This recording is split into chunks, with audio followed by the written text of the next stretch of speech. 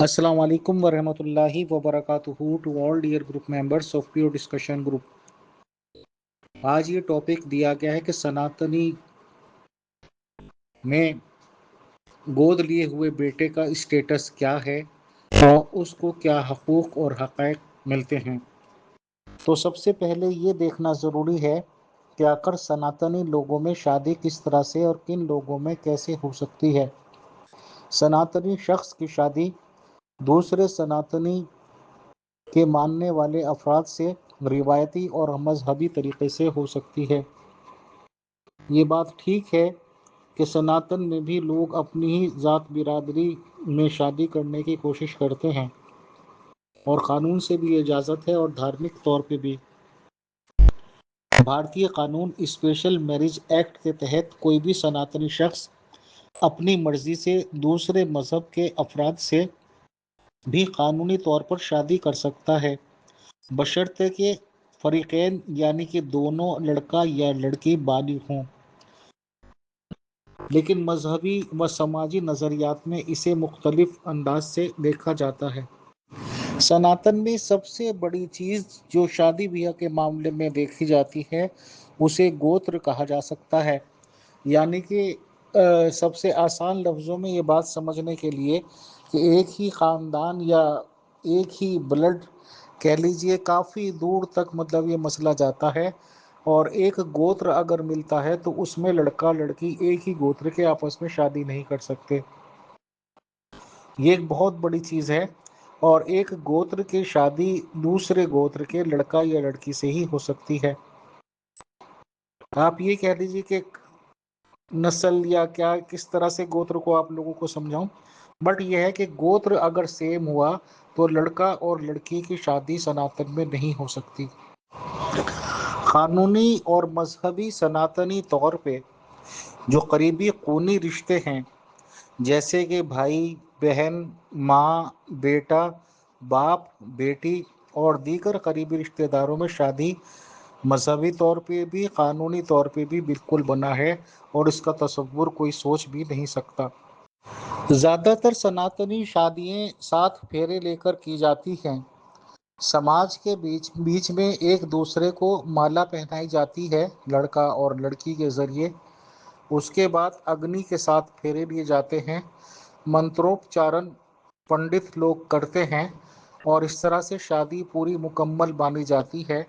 और लड़का और लड़की शादी के ब्याह में बंधन में बंध जाते हैं। या आप ये कह लीजिए, आप लोगों के यहाँ जैसे निकाह है कि निकाह के बंधन में वो बंध जाते हैं और बाकायदा समाज के बीच में ये डिक्लेयर कर दिया जाता है कि वो लोग पति पत्नी हैं।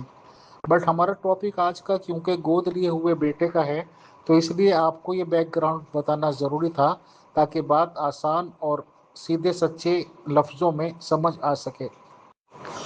अब तक एक लड़का और लड़की मिले, समाज के बीच में एलानिया तौर पर उनका ऐलान किया गया कि वो मियाँ बीवी पति पत्नी हस्बैंड एंड वाइफ हैं,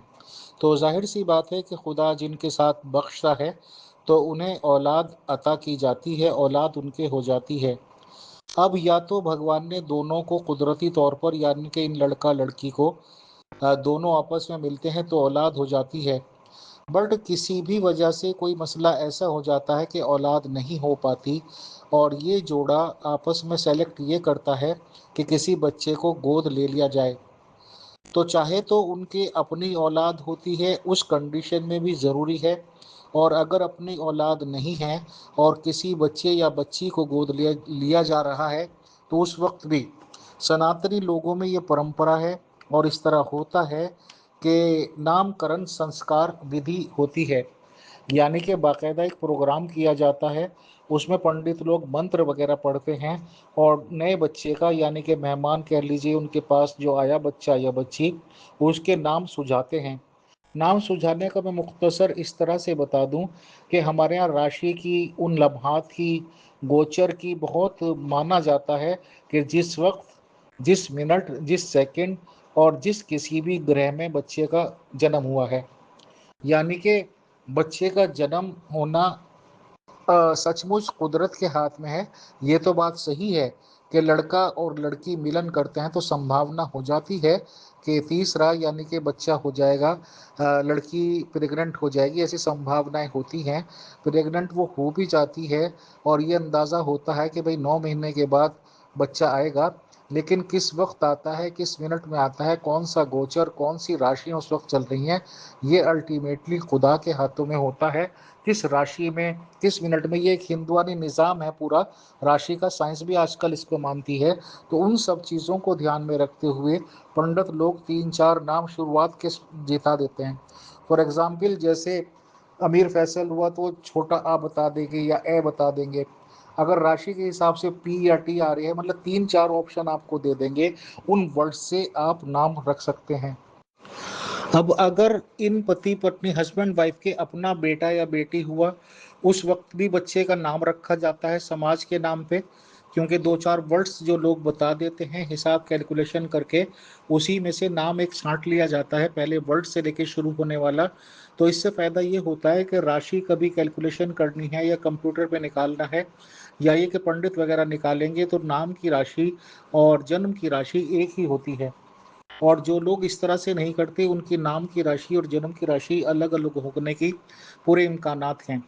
तो बहरहाल उस बच्चे का नाम लिया जाता है, उसके माँ बाप का नाम लिया जाता है साथ में, और मंत्र यानी कि कुछ मंत्र पढ़े जाते हैं, आयतें आप कह लीजिए, और इन लोगों को दुआएं वगैरह दी जाती हैं, और पब्लिक में ऐलान होता है कि ये बच्चा या बच्ची इन पर्टिकुलर माँ बाप का है, और यही इसके पालन पोषण करेंगे, यानी कि यही इसकी परवरिश करेंगे, यही तरबियत करेंगे, यही इसके माँ बाप आज से विधिवत हो गए, और ये इनका बेटा या बेटी हो गए। ठीक उसी तरह से अगर कोई बच्चा या बच्ची गोद ली गई, तो पहली और इम्पोर्टेंट बात तो ये है कि बच्चे लेने का 2 ही ऑप्शन होते हैं। या तो आदमी किसी यतीम खाने से, यानी कि ऐसी जगह से जो अनाथालय होते हैं, जहाँ उस तरह के बच्चे होते हैं जो अपने माँ बाप से बिछड़ गए, या माँ बाप उनके मर चुके, बच्चों को कोई था नहीं, और किसी ना किसी भले आदमी ने उन्हें यतीम खाने, अनाथालय में दाखिल करवा दिया, और वहाँ पे वो देखभाल होती है, बाकायदा गवर्नमेंट की तरफ से भी ये चीज़ें बनी हुई हैं। तो या तो आदमी वहाँ से लेगा, या फिर ऐसा भी होता है कि कभी कभी किसी हालात में कोई माँ बाप ही हैं, वो अपना बच्चा या बच्ची, उस बच्चे के अच्छे मुस्तकबिल के लिए किसी को गोद दे देते हैं। वो चीज़ बाकायदा क़ानूनी तौर पे की जाती है, मैजिस्ट्रेट इन्वॉल्व होता है, और मैजिस्ट्रेट के सामने पहले बयान होंगे कि ये बच्चा या बच्ची इन माँ बाप का है, और उनकी रजामंदी से क़ानूनी तौर पे इजाज़त उनसे ली जाती है। बाकायदा रिटन में ये सब काम किया जाता है, मैजिस्ट्रेट के सामने होता है, और मैजिस्ट्रेट इजाज़त देता है, तो वो बच्चा या बच्ची उन लोगों का हो जाता है क़ानूनी तौर पे जिन्होंने गोद लिया है, यानी कि वही उसके माँ बाप कानूनी तौर पे बन जाते हैं गोद लेने वाले। अब वही उसकी परवरिश करेंगे, वही उसकी हर तरबियत और तालीम के लिए ज़िम्मेदार होंगे, और वही कानूनी तौर पे माँ बाप कहलाएंगे, और वो बिल्कुल ऐसा कानूनी तौर पे हो गया कि उन्हीं का बेटा या बेटी था, जैसे कि उनका रियल बेटा बेटे होता। पूरी ज़िंदगी उनका बच्चा कहलाएगा, यहाँ तक कि मरने के बाद भी वो उसी के माँ बाप कहलाएंगे, उन्हीं का बच्चा या बच्ची कहलाएगा। और क़ानूनी तौर पे जो एक सगे औलाद के हक़ होते हैं जायदाद में से, विरसे में से, बिल्कुल वही हिस्सा, बिल्कुल वही रेशियो उसका बनेगा। तो जाहिर सी बात है कि एक बार ये रिश्ता बनने के बाद इस रिश्ते पे फ़र्क नहीं आ सकता, और कोई भी ताकत नहीं ला सकती। अब ये गोद लिया हुआ बेटा था, लेकिन बाकायदा मजहबी रसूमात के हिसाब से मंत्रोच्चारण वही वाले करके जो असल बेटे के थे, उसी तरीके से सब कुछ करके उसे परिवार पे शामिल हुआ। और जाहिर सी बात है कि सनातन में जो माँ बाप का गोत्र कहलाता है, या जो कहिए शजरा कहलाता है या कुछ कहलाता है, उसी में वो शामिल कर लिया गया। तो जाहिर सी बात है उस शजराए हसब नसब में वो कानूनी तौर पर भी दाखिल हो गया, मजहबी तौर पे भी दाखिल हो गया। और सनातन में क्योंकि मतलब बहुत ज़बरदस्त पाबंदी है, एक गोत्र में करते ही नहीं, तो वो लड़का भी, लड़के की बात कर लीजिए स्पेशली, लड़का भी गोत्र में शामिल हो गया, और लड़के की जो बीवी बनेगी, यानी कि ससुर साहब की बहू बनेगी, वो कहीं से भी किसी और से तो गोत्र से लाएंगे, लेकिन जाहिर सी बात है कि सिंपली वर्ड्स में आप ये समझ लीजिए कि वैसे भी सरनेम इन्हीं गोत्र का लगता है जिसका बाप होता है। जैसे कोई अग्रवाल लोग होंगे, तो अगर लड़की किसी और उसकी आएगी, जैसे मान लीजिए जैन होगी, या गुप्ता होगी तो वो अग्रवाल ही कहलाएगी, यानी कि उनके गोत्र में मानी जाएगी, तो वो भी उनके अपने गोत्र की हो गई। अल्टीमेटली मैंने सारी बातें डिटेल से बता के ये डिस्कस किया और ये साबित किया मजहबी तौर पे और कानूनी तौर पे, मतलब दीन से भी कह लीजिए, दुनिया से भी कह लीजिए, कि जो लड़का गोद लिया गया था ये बड़ा भी हो गया, पूरा इसी खानदान का होगा, कहलाएगा। और हिंदू के हिसाब से, वैसे मुसलमानों में भी यही होता है कि वो उसी का लड़के का ही नाम कहलाता है। मुसलमानों में आप ये समझ लीजिए कि किसी खान लड़का है, उसकी अगर किसी और बिरादरी की शादी होगी तो अक्सर करके उसका नाम खान ही लग जाता है लड़की का। तो इसी तरह इस लड़की का नाम हो गया। अब शादी हो गई, मतलब इसे वो बेटा मान लो और बहू मान लो। अब ये लोग चाहे तो जिंदा हैं, आराम से जिंदगी गुजार रहे हैं, चाहे ये किसी भी वजह से अब अलग कहते हैं कि जी अलग करवा दिया शादी, उसका तलाक का कॉन्सेप्ट है नहीं, नंबर एक वो भी याद रखिए आप, कि ये भी बहाना नहीं है कि भाई उसने पीछा छुड़ा लिया या कोई वजह कोई भी बताई, जैसे लोग बताते हैं कि जी इस तरह तलाक हो गई, मतलब कोई बात है नहीं, कुछ बात है नहीं। यहाँ तक कि कोई बीमारी हो गई कुछ आगे तो उससे बेस्ट तरीके से इलाज कराने की कोशिशें की जाती हैं। कुल मिला के क्योंकि वो बहू एक ही गोत्र की हो गई, बेटा एक ही हो गया, तो उस लड़की की अब जाहिर सी बात है कि इस परिवार में, यानी कि लड़के के परिवार में भी किसी और से शादी करने की मतलब कोई भी तुक नहीं बनता,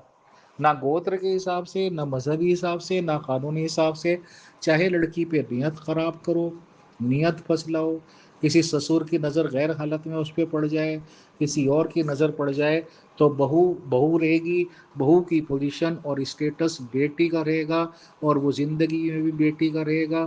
बेटी और बहू मरने के बाद भी बहू बेटी का रहेगा। और जाहिर सी बात है कि मरने के बाद भी ये रिश्ते बदलेंगे नहीं और वही का वही रहेंगे। एक गोत्र में शादी हो नहीं सकती, बहू बन गई उससे शादी हो नहीं सकती, तो बहू जो आ गई बहू ही रहेगी और बहू ही मरेगी।